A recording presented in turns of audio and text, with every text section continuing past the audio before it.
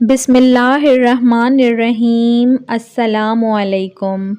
گھر میں فریج رکھنا حرام ہے۔ مجھے ایک بار ایک گمنام قصبے میں جانے کا اتفاق ہوا۔ یہ اصفہان اور شیراز کے درمیان تھا۔ میں اس کا نام بھول گیا ہوں۔ مجھے وہاں رات گزارنا پڑ گئی۔ میں یہ جان کر حیران رہ گیا، پورے قصبے میں فریج نہیں تھا۔ میزبان نے بتایا، ہم خوراک کو فریج میں رکھنا گناہ سمجھتے ہیں۔ میں حیران رہ گیا۔ وہ بولا، شاہ ایران کے دور میں حکومت عوام کو فریج خریدنے کی ترغیب دیتی تھی۔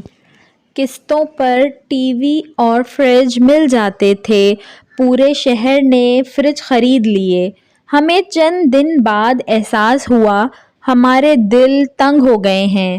ہم نے فالتو کھانا فریجوں میں رکھنا شروع کر دیا ہے۔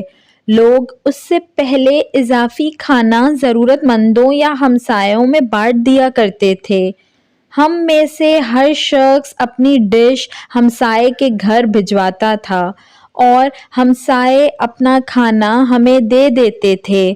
فریج نے میزبانی اور محبت کا یہ سلسلہ روک دیا۔ ہمارے امام صاحب نے ایک دن پورے شہر کو اکٹھا کیا اور فریج کو حرام قرار دے دیا۔ حکومت نے بہت زور لگایا، لیکن ہم لوگوں نے اپنے فریج بیچ دیے یا پھر اپنے دور دراز کے رشتہ داروں کو دے دیے۔ وہ دن ہے اور آج کا دن ہے، ہمارے قصبے میں فریج واپس نہیں آیا۔ میں نے پوچھا، اس سے کیا فائدہ ہوا؟ وہ ہنس کر بولا، بہت فائدہ ہوا۔ ہمارے پورے شہر میں کوئی شخص بھوکا نہیں سوتا۔